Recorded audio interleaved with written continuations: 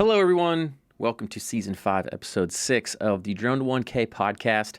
I am your host, David Young. Looking forward to another episode with you here. Today on the podcast, I have Chris Francescani.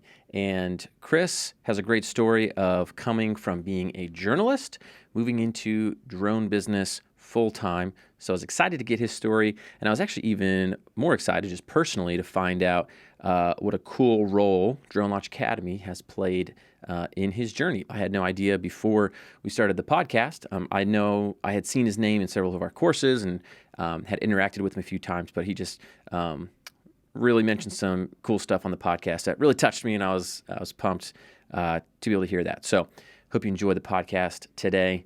Before we get started, as always, if you want some drone launch swag, t-shirts, hats, whatever, the only way to get it is by participating in the community somehow. So we don't sell any merchandise, we don't sell any swag.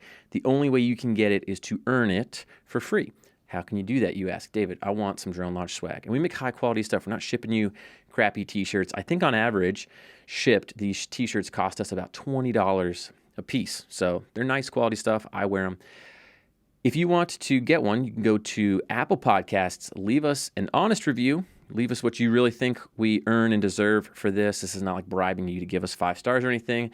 Screenshot the review, email it to me, david@dronelaunchacademy.com, and Jorge, Jorge, at dronelaunchacademy.com. And we will get you a free shirt. We'll get your shipping info and size and all that stuff and send you a shirt to say thank you. Even if you leave us a 1-star review and you screenshot it and send it to us, we'll still send you a shirt because all feedback is helpful feedback. So I appreciate that. Second way you can do it, this way you can win some other swag like a hat or a coffee mug or something else. You can also win a free course or a free coaching call with today's podcast guest, like a 15-minute call with me and Chris. Play a little game. Listen to the podcast when it first comes out, and then in the first week that the podcast is out, you just answer one question. It'll be posted either in the YouTube video link description or inside the email for the podcast announcement. You answer one question about the podcast. It's going to be like a 2 truths and a lie. You have to say what the lie is about the episode.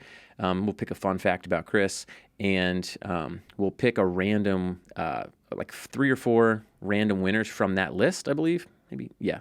And you'll win some prizes. So free swag, course, coaching call, you can kind of rank what you want, and we'll pick some winners. You only have a week to get in. So usually the pool is relatively small because, it's people who just listen within the first week and take the time to go through that. So your chances of getting some free stuff are pretty good if you do that. All right. A couple announcements I want to make sure you guys can get your stuff because I know you like them. Speaking of swag, I was talking to our Drone Launch Connect community manager, Dusty. He and I were brainstorming about how we can come up with some cool engagement ideas for the community. We're like, hey, let's have some contests. How can we get people even more motivated to be involved in posting and coming back and being part of the community? So we're going to do some contests where it's like the people who post the most, who have the most posts, who have the most replies, who have the most likes on their posts and replies, so like that they're actually helpful or useful. And then we'll pick another random person that's been active in the Drone Launch Connect community that month. And each of those folks can pick some swag that's worth like $30 or less. And we were looking to see, we use a website called printful.com, if you want to go check it out. And we can basically get single t-shirts printed one at a time. That's how we ship out a lot of our stuff.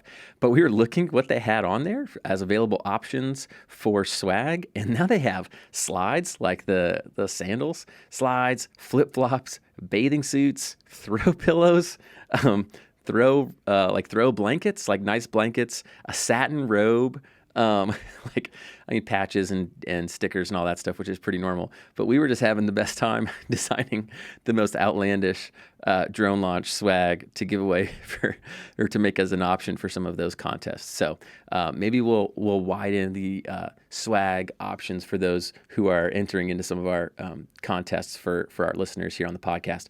But if you're interested in the Drone Launch Connect community, which is a community of drone pilots, you can join for just $1 at dronelaunchconnect.com. And we have a really awesome community there. We do tons of events. We do business trainings. We do Ask an Expert. So like every other week, we have an expert come on, a drone expert. We have a lot of people from the podcast come on. You get on a Zoom call with them, and you can actually talk to them person to person. We'll take turns like getting on and asking them questions, so they can actually see your face and you're talking directly to them, which is cool.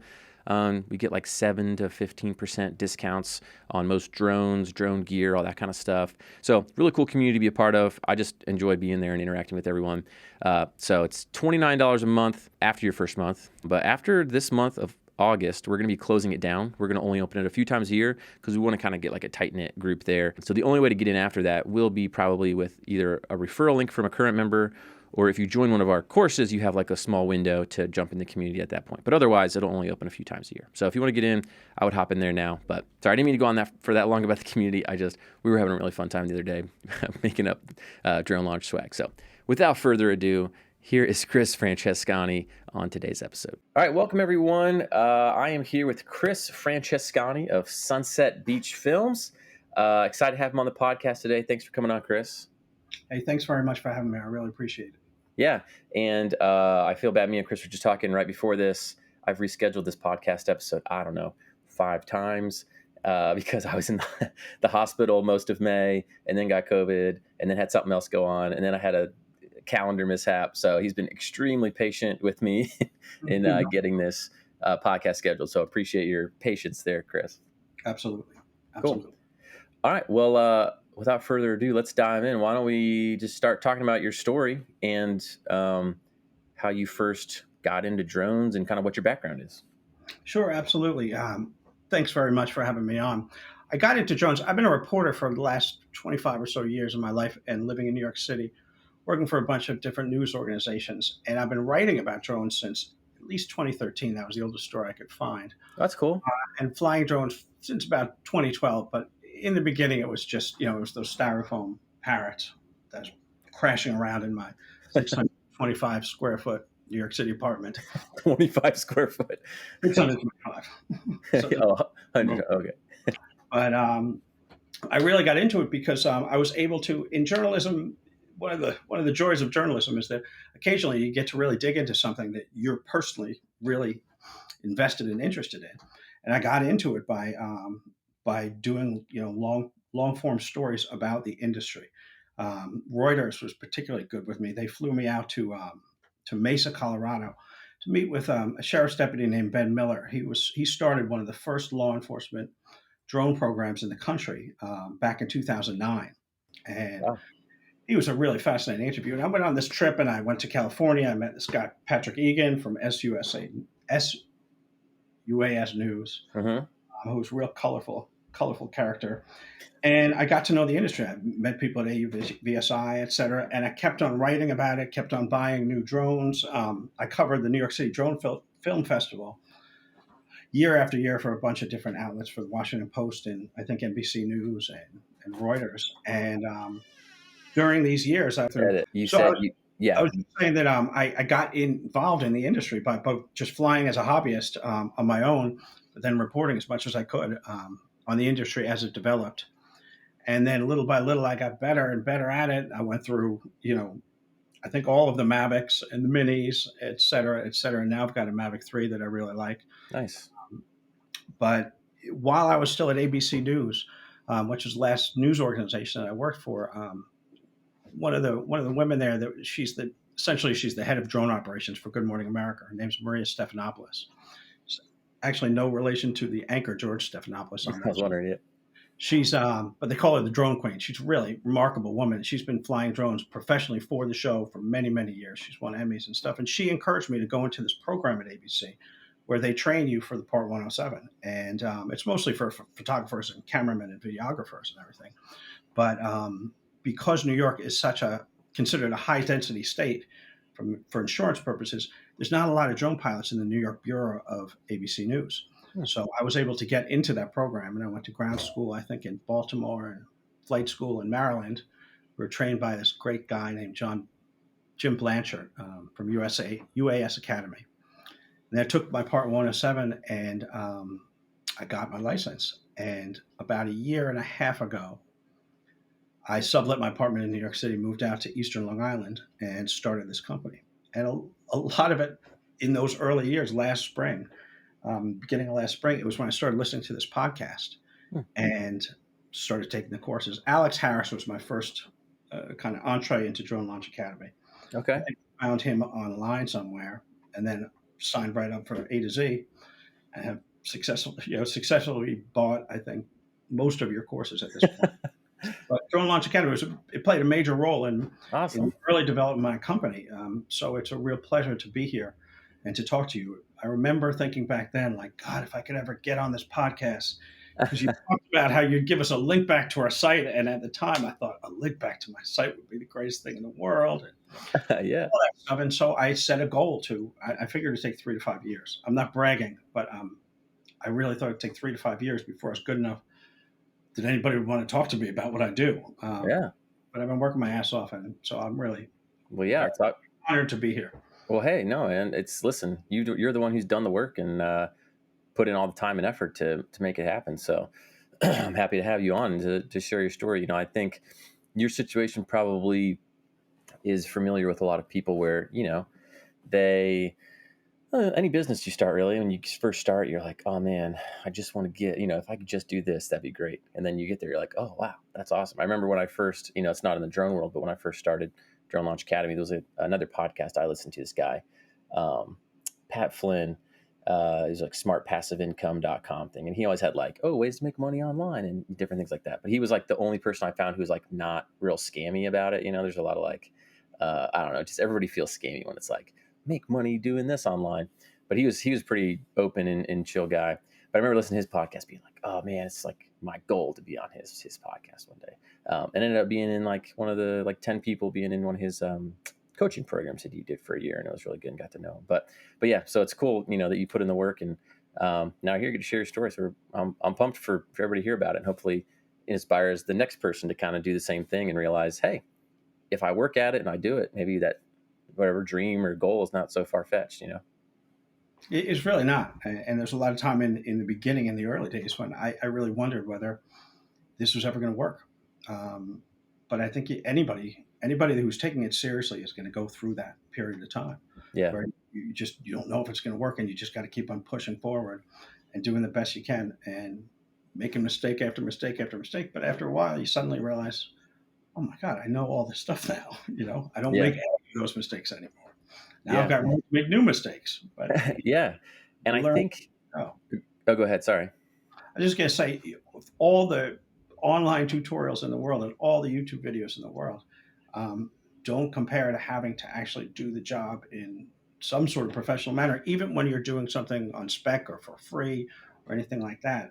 That's where you really put all the things you learned online to the test. And Yep. that's where you really, I think, I've learned from a lot of mistakes from actually having to do things. Yeah. You just got to get out there and do it. And one thing I was going to say to you, where you're like, hey, you're going to make mistakes, and then you go out and make new mistakes. It's funny because, I think people assume that, oh, it's going to be hard at the beginning, but then once I get it, everything's kind of smooth sailing from there. And you kind of just coast on up and never really have any more problems or down months or whatever. I mean, so I've had my business for 5 years. I'm good friends with a few other people that I've had on the podcast. Some of the people that I've had on the podcast live near me, so I get to hang out with them more and kind of see more of the day to day and what's going on, like Root Patel and Jeff Carrillo and some of those guys, right? And so they come on, they have these great success stories in the podcast, and I'm not like selling them out or anything, but I talk to them, right? And so when I talk to them, they're like, "Oh man, dude, this is really tough. I'm trying to get this contract. These people are ghosting me. Like I've neglected all these little jobs to pursue this big job, and now this is like taking a lot longer than I thought."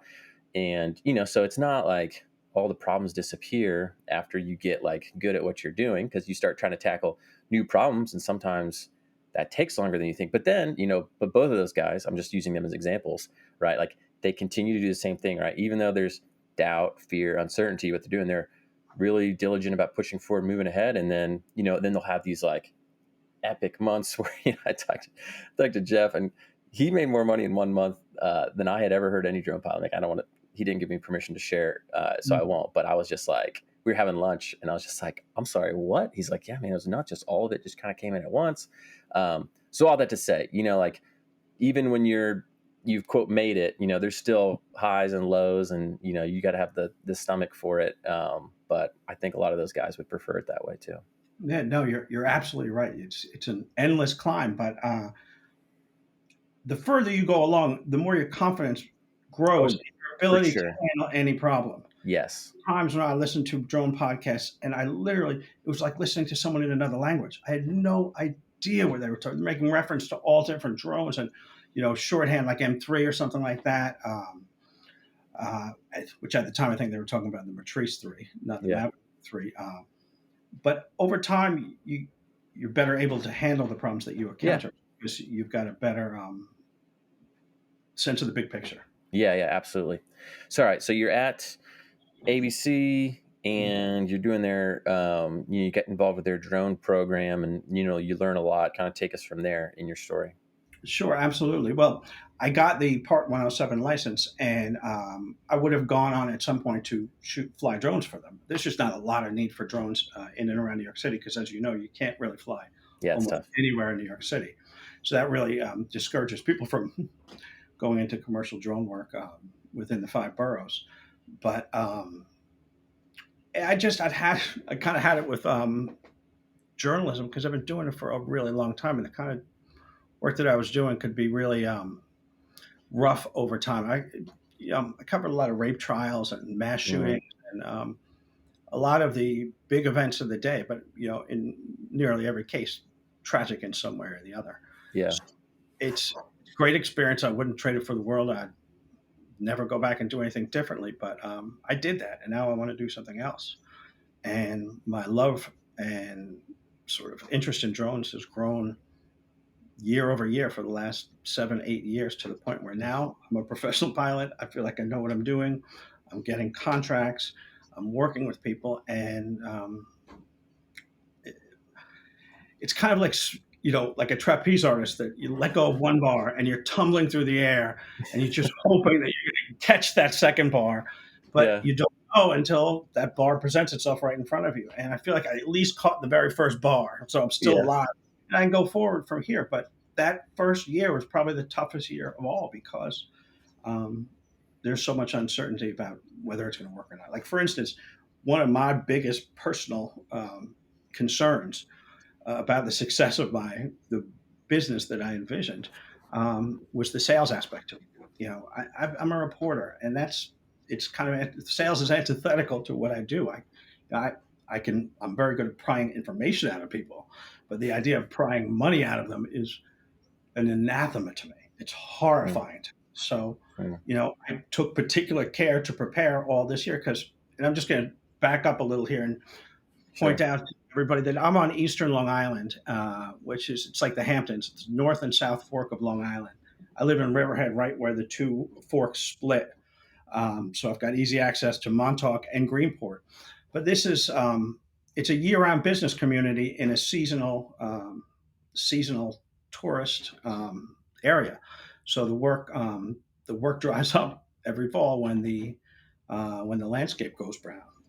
Mhm. And so I now have lost my train of thought, Dave. Where was I going with that? You were talking about you were kind of terrified of the sales aspect of it. Oh yeah, it's terrified the sales aspect. So all through this winter, I prepared. I got interns from the New York City Department of Education.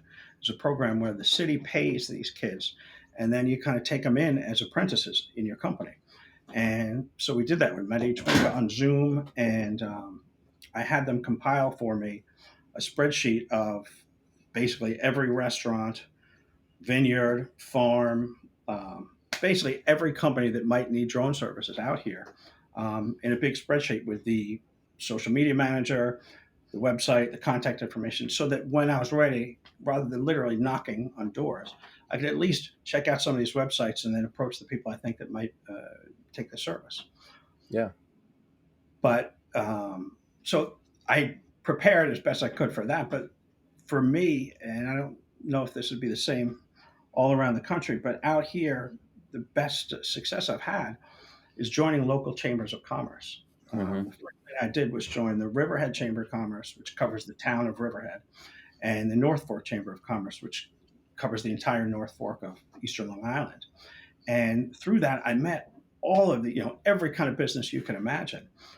And for me, the greatest news for emerging drone pilots and people are starting their companies now is I've noticed a dramatic shift in people's attitudes towards drone pilots literally in the last 2 or 3 years. I have been threatened. I've had shit thrown at me. You know, I've got a friend, Joanna, from Hampton Drone Images, that she taught me to start carrying around all the laws, all the laws that govern drone piloting. So she could literally prove not just to homeowners who are angry, but to police who don't know the Yeah. regulations that she, in fact, had every right to be flying there. She had permission from the FAA, et cetera, and everything like that. But um, the other thing I think I had a lot of trepidation about in starting this company is I had experienced those, drunk guys on the roof decks, threatening to come down and kick my ass if I flew anywhere near their house again and everything like that. And so I was bracing for a lot of backlash, but I'm used to that because I do investigative journalism. People Mhm. never like to see me at their door when Right. in the middle of some At scandal. least you kind of developed some thick skin from doing that Felt job. very thick skinned, but I was prepared for a lot of pushback. And the good news is, I've been to so many like Chamber of Commerce and all kinds of business meetings with everybody from construction workers to real estate agents who love the idea of getting a 30 or 60 second little drone video to advertise their business out here. I think that the advertising market has really moved so much over to social media. Hmm. And folks out here who have lived out here all their lives, they're in their 50s and 60s, they're my age. They're not truly adept at social media, but they recognize the value of it. Yeah, And literally to a person, to a business, everybody's interested in working with me. I don't mean to that's say that awesome. about me, but everybody's No, interested yeah, in drone video for their business. yeah, that's awesome. So, have you found? So, what was your kind of you go to the Chamber of Commerce, and what was your way of sort of? I mean, obviously, you just get to know people and things come up in conversation. But did you have any specific type of, hey, my plan is to talk to this person and see I don't know. What did you have any specific kind of plan going in? My initial pitch sounded something like what you just said. Yeah, Yeah. no, but I got it down well, where I'd walk into a room and say, like, for the next 6 months, the earth is unbelievably beautiful from the sky. You've got to trust me. Let me show you this. Here's video of Mm, this. Here's video of this. And then I talk about social media and how everybody is on social media and all advertising has gone to social media. And I can help you in a way that nobody else can. Nobody on the ground can do what I can do for you. And I can mm. do it pretty quickly, pretty efficiently, and with some sense of creative artistry. Um, and talent, post production talent, I hope, Yeah. and soundtrack and the whole package. And I've just been incredibly gratified to see how interested this spectrum of businesses is in working with me or buying my services in one way or the other. Yeah. So was the sales aspect of it not quite as horrifying and scary as you thought, or was it still pretty nerve wracking for you? It's still hard to do, but I really, really, truly believe there's been a fundamental shift from Yeah. the time I was reporting, doing investigative work on the industry. That was kind of back during the Snowden years, where there was a real concern for privacy, and most people had never Mistrust. seen a drone in Yeah. the sky. There was a deep, deep mistrust of surveillance technology of any kind, and Yeah. I feel like that period of time has gone now, and people are beginning to recognize, like, this is just a piece of equipment and you can get beautiful video out of it. And so Yeah. I I think that think. people's attitude has changed. They see this now as a value to their business rather than a threat to their privacy. Yeah. Yeah. I think that's so true. The longer things are around, typically people will get more and more comfortable with it. You know what I mean? There's cell phones everywhere, so it's not much different than a cell phone in the sky. Just because of drones flying around doesn't mean someone's following you or tracking. I mean, you look like an ant to the drone most of the time if you're up, high enough. So, Exactly. um, but yeah, try to tell people that. They're like, "Oh, you're spying on me." I'm like, "Why would I want to follow you around? Like, don't you think I have better things to do with my time?" But Yeah, no, yeah, some people used to be like that. I, So for the work you do, what's kind of your bread and butter service offering that you do for people? it's changing. When I first started out, I figured the natural thing for somebody with limited amount of skills like myself would be to do something pretty basic like real estate. And out here, obviously, the real estate market is incredible. So I thought real estate would be my focus, and I kind of geared everything towards that. And then late last summer, I thought to myself, I don't know if I want to do real estate, one house at a time, one real estate agent at a time. I'll never make this company big. So I briefly was talking to this businessman who's on my board of advisors about going after the hospitality industry and trying to get one contract with Hilton, to cover 10 resorts, fly around the world. And it sounded very glamorous at the time. And so I joined a major hospitality group. I was getting ready to fly down to their convention in Texas and everything. Um, and then honestly, I realized I wasn't ready yet for that kind of level of work, Mm. and that they probably wouldn't give me a contract no matter how much I charged them, because but I did some work into that area, and I realized this is probably not for me. So I kind of pulled my investments out of that and kind of Okay. left those groups and refocused on doing what I'm doing here. And again, I thought it was all going to be real estate, but I'm realizing now that it's social media. It's 30 and 60-second videos for companies of all kinds, companies that are just a little storefront on Main Street, Hmm. or a construction firm, or a vineyard, or a farm. And the Chamber of Commerce has been really great for me personally because it's an opportunity to reach all of these different disparate business owners through one portal, which is the Right. chamber. And if they Yeah. see like you're working with them in the chamber, it's like you're on the same team. And suddenly it's a hell of a lot easier to approach somebody and say, "Hi, I was just driving by this farm. I saw this beautiful, image here, and I'm a member of the chamber. You a member of the chamber? Okay, yeah. Hey, you mind if I shoot this? No problem. Okay, cool. Now Right. we're friends." And then next week it's like, "Hey, can you come back and shoot something here? We've got a wedding party here. They're willing to pay top dollar if you can get a drone over here in a half an hour." That kind of thing. It's the relationships that I'm trying to build. Yep. I think Yep. it's going to take a number of years to really, put roots down. But I've had a lot of success working directly with these groups like the Chamber of Commerce. Yeah, I think something you said is really smart too, saying like, there is a strategy in going, to one by one. Let's say you're cold calling, you're just calling down a list, right? That's a strategy. Maybe not the most efficient, but if you got the time and you've got the thick enough skin to handle rejection, that's it's one method. But there's a when people are thinking about getting customers, really in any industry, think about, where do my customers already exist and go and gather in one place, right? Because then if you can just go to a either a group where people are already there paying attention. So for you, it's like the chamber, right? Mhm. For me, we have like affiliates. So there's a website, thedronegirl.com. Like early on, she became a partner of ours. And I'm like, all of people that would be interested in what we do probably at some point do a Google search and land on her site because she ranks really well for like all these articles.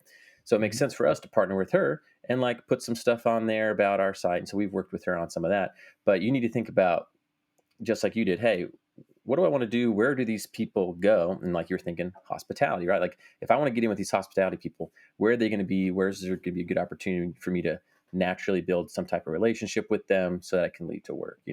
So I think that's a great strategy. What you did is, hey, go to the chamber, meet people, especially if you're going for that like local market and just tons of businesses that need marketing videos. I think that's super smart. And if you're listening to this, someone out there's listening to this and they're thinking, oh, I'd really like to do this. Think, all right, well, where do those people go? Like, where do they hang out, or where do they go to learn? And, try to get there and get in front of them and, show yourself as credible when you get there. So I think that's really smart.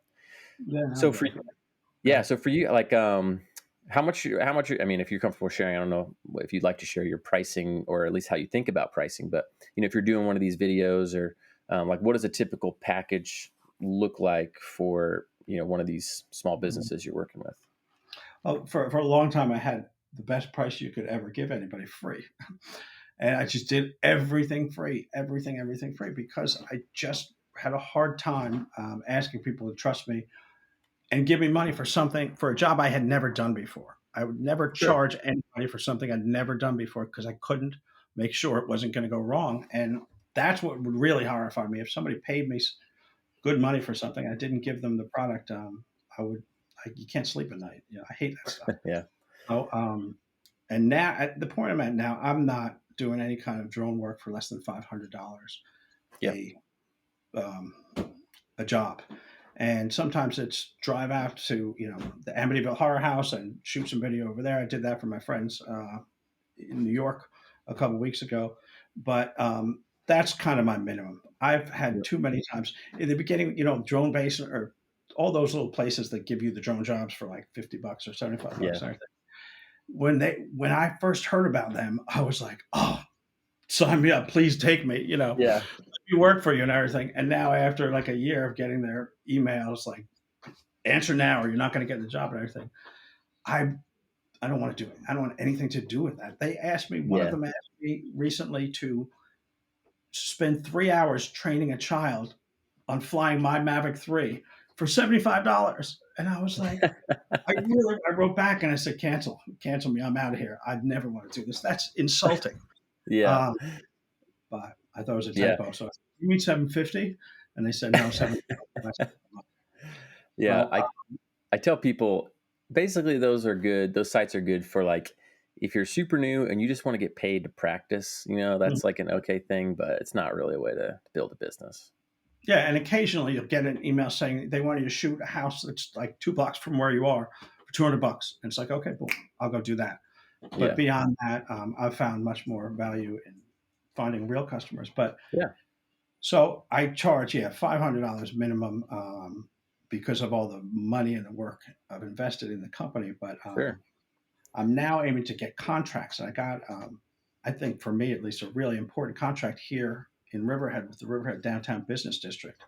They've got a whole series of events from the summer through the fall, ranging from like boat races to antique car shows, fireworks Mm, shows, street painting, Memorial Day parade, all of these different things. And so I've got a contract with them for this year to shoot all of those events. It's about 10 nice. different events between now and kind of the holiday parade in Yeah. December.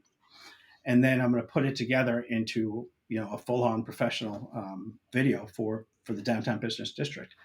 And the Nice. woman I'm working with on this project, I gotta give her a shout out because she did something for me that no other client has ever done.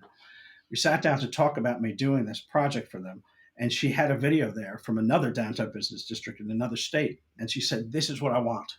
She showed me the Mm, video. She said, "This is what I want." Obviously, we're not going to steal these people's wonderful video, the format, and the language and everything like that.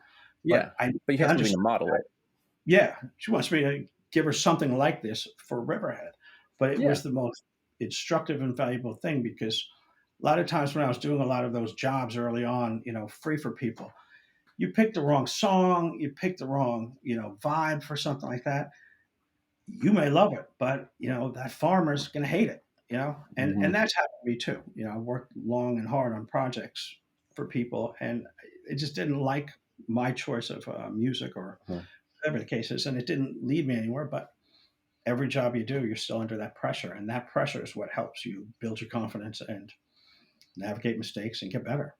Yeah. So No, I don't that's regret any of it, but you got to be careful. You don't work too yeah. hard on your own vision without making sure it's in tune with the vision of your client. Right. And that, yeah, again, I take that back to like a lot of things in business. Just because you have a specific idea of what someone would probably want or what's good doesn't mean that's actually what's going to pan out. I mean, we've made courses before where we're like, oh, this is going to be great. People are going to love this. But we never actually went out and like beta tested it and be like, hey, what do you guys actually want? Do you like this? Do you like this? And then we launched the course and people are like, oh, this sucks. You're like, okay, I guess Mhm. we'll go back to the drawing board. Because it doesn't matter if you like it. It matters if whoever's paying for it is willing to pay for the money to get that, so it's all about, what your customer wants. But I think Right. that's really And smart on oh, go ahead. I was going to make a you say comment later about the contract thing, but I'll let you finish. you really now you got to navigate that line too, because on the other hand, in the beginning, I used to give kind of full creative control to the client, even though the client wasn't paying for anything. Yeah. Um, and that can be difficult too because you end up going in a direction for weeks, and they give you a song that they want to use, and then you put the whole video together based on that song, and you know what's going to happen when you walk in. And you walk in and you say, "Okay, here's what you wanted." So, I don't think this song works, and you're like, "Why didn't I tell them this at the beginning?" Because I Yeah. didn't have the experience. I didn't have Yeah. the confidence to say, "Listen, trust me on this one. Why don't we use this song?" And it would have saved me literally a month of work on one project. Oh Uh, but gosh. those but now I know that instinctively, and I'll never have that problem again. And Yeah. I'm super careful to talk music right up front because it's such a key component for what I'm doing, at least. Yeah. Yeah. No, that makes sense. That's awesome. So, what's one of the biggest projects you've ever that you've done to date, I guess? Well, this contract I've got now, it's a five-figure contract. I don't want to go too much into detail, but Oh, that's fine.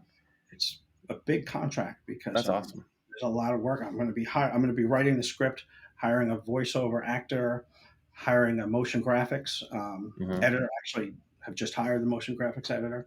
He's brilliant. He's half my age, and was 10 times better than me at Premiere and Yeah. all post production. And That's awesome.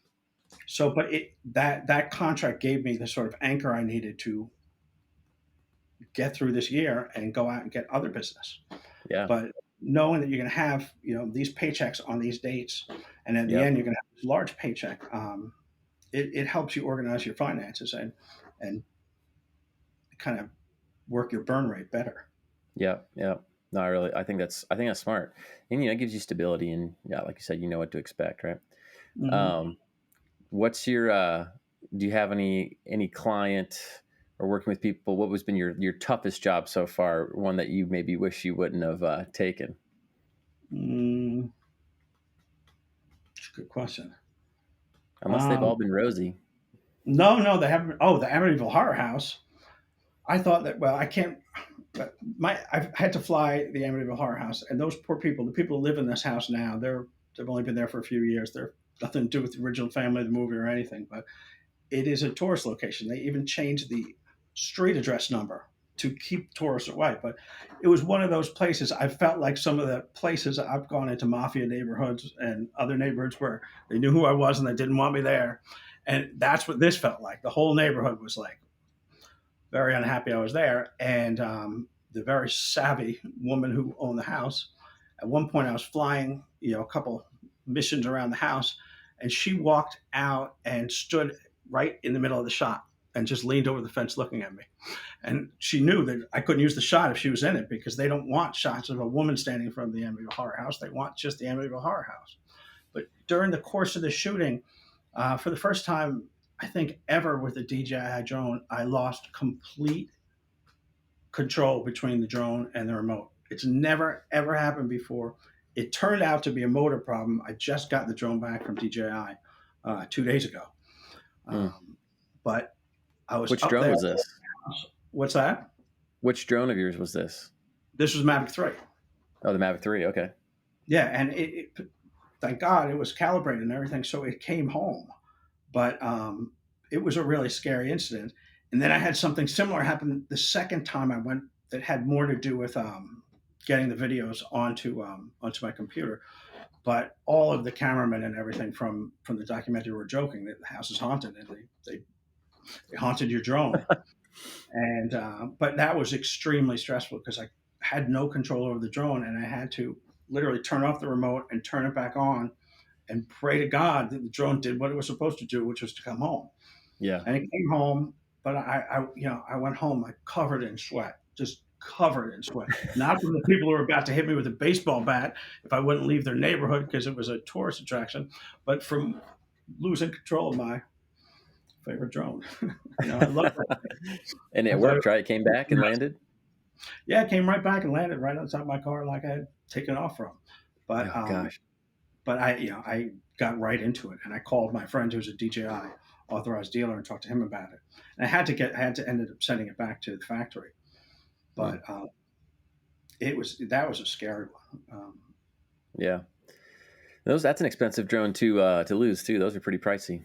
Oh, you're damn right it is. Yeah, I was just um, face was white. I just couldn't imagine my business wouldn't end, but you yeah, know, that'd be a big setback.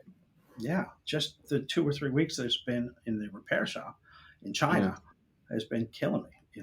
Do you So have a I'm back. backup drone that you use? Yeah, no, I've got an Air 2S and a P4 V2, Okay. and the Mini's also in the repair shop because I hadn't used that thing in a year, and I pulled that out like a week or two ago, and one of the motors seemed to be damaged. So Hmm. that's in Okay. the shop. But no, the Mavic 3 is mostly what I use. That 4.3 sensor is just phenomenal.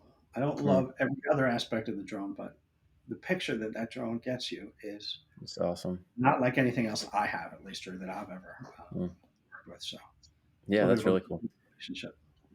So what's your plan moving forward as far as growing the company goes? Well, I'm going to keep on doing what I'm doing for the rest of this year. Hmm. But the moment the trees, the leaves fall off the trees in October or November out here, and it turns into winter, I'm going to throw myself completely into mapping because I got a Okay. P4 V2, a few months ago, and I started taking your mapping courses. But I Okay. literally put them down in the middle of it because I just had too many other courses to take. I'm still learning, the intricacies of Lightroom and Photoshop and Yeah. my Insta 360 camera. There's sometimes I feel like I'm learning six different languages at once, Hmm. and you'll just pick one.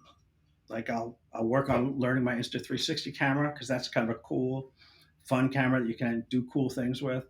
Hmm. Uh, or I'll just spend a morning watching Lightroom tutorials, Yep. or I'll be out flying. But there's always something I'm trying to move forward Yep. so that eventually I get to the point where I'm comfortable enough that you know every day is not like, come on, you never know what's Yeah. going to happen. Anything Yeah. could happen. And I think that's so important. What you're saying is like, if you plan on growing your company, you have to kind of grow your personal skill Mhm. set, knowledge base. That is the asset right there. So like you're doing, learning every day, practicing every day. That's going to be the key, right? And then talking to people, and then it's hard to get good at everything. Like you're saying, you're like, I went in to try to do some mapping stuff, but then I just had so much going on with all the other stuff. It's like you can't. It's hard to be like a super super good expert at everything. So it sounds like you're doing good about being focused, but realizing, hey, when the winter comes, that business is not going to be as you know prevalent. So it's good to have something that can be done regardless of the season. So I think Yeah, that's a smart move. don't get me wrong, because I've heard you say a million times, and other podcasters say a million times, and all experienced drone pilots say, "Don't be a specialist in everything because you'll be a specialist in nothing." I take Yeah, that very, very seriously, but I'm still at the phase in my company where I'm trying to figure out for myself what's the most lucrative yeah, field of drone flying to go into. And yeah, for me, I'm pretty sure it's going to turn out to be construction, roof inspections, and photogrammetry. yeah. So I'd like to at least know what I'm doing and try out, Hmm. see how good I'm at, good I am at it, because I want to make as much money as I can so that I can do the things I love the most Right. as I can. But no, I think you're going at it in an appropriate way. I think when I refer to that, I refer to people who are at the very beginning, and then they say, "I offer everything," right? And they try to just do anything, they try to pretend to be an expert in everything. Where I feel like you've done good. You've really you have niched down. You're like, hey, I'm Chamber of Commerce. I'm focusing on these small businesses. I'm getting a contract with doing these events, and it's like you have narrowed your focus and practiced and taken those courses. So I feel like you've put in a good amount of time doing that. And there's nothing to say you have to stay there forever, right? Like, yeah, Mhm. you should always grow. So I think if mapping is the next thing that means growth, I think that's great. Like any business, you always need to be learning new things and growing. So just because you're learning something new and it doesn't in a different area doesn't mean that you're, doing what we were saying about you're trying to spread yourself too thin too early, right? You can always pivot, shift focus depending on, oh, hey, this is actually going to prove to be more valuable. I'm going to shift over here, right?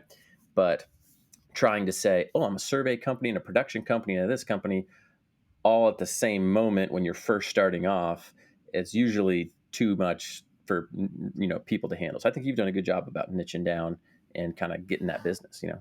No, you're right. That is a good caveat, and I know it was directed at new pilots. Yeah. Um, So I don't think I think there's a good plan. So Like I think it's I good. know a drone photographer in Southampton. Well, I said, "Do you do video?" This was a year or so ago, but she's very good at what she does. She says, "I only do drone photography, just stills, because I want to get really, really good at this." And that really stuck with me too, because Mm, now she's doing FPV and all kinds of different things. But yeah. I admired that focus because I know that from investigative reporting, sometimes you really got to narrow in on something and become really good at it to be valuable to really anybody or to stand out to Yeah. anybody else. Because if But you're not going to focus on it, somebody else is going to focus on it. And then when a customer has to, pick somebody, the person's going to beat you. So you got to be focused on, hey, when people are looking for this thing, I need to be the best at this thing, Mm-hmm. So, but I think that's a great way to do it, what you're doing. So, well, before we go, I know I've had you on here for a while. Before we go, I would love for you to give some maybe thoughts or advice to, Chris 2 years ago, where if you were just starting off and now kind of what advice would you give to someone who's kind of just getting into maybe switching into trying to launch a drone business? 100%. I would, and be careful about doing this, but I would find a drone pilot that you admire and look up to, and befriend them. Same way that like a reporter would chase a story. I have a guy in California. He's like my hero. His name is Sean Mullins from Flying House Films, and my friend, who's a high-end real estate agent in Northern California, she offered to put him in touch with me a year ago, but I wasn't ready to talk to him yet. I didn't want to hit him with questions like, "So, what SD card should I use in my Air 2S?" I wanted to wait until I was good enough to talk to him, and I literally flew out to California in February to finally meet him. And now we're like really good friends, and we talk on the phone all the time. But That's you awesome. can't go to somebody who's been doing something for 20 years and ask them to tell you all their secrets unless you can demonstrate either your sincerity or the research and the work you put in, or Hmm. something like that. I've tried that with photographers, ask them to like tell me all your secrets, and they say go to YouTube. All my secrets are on YouTube.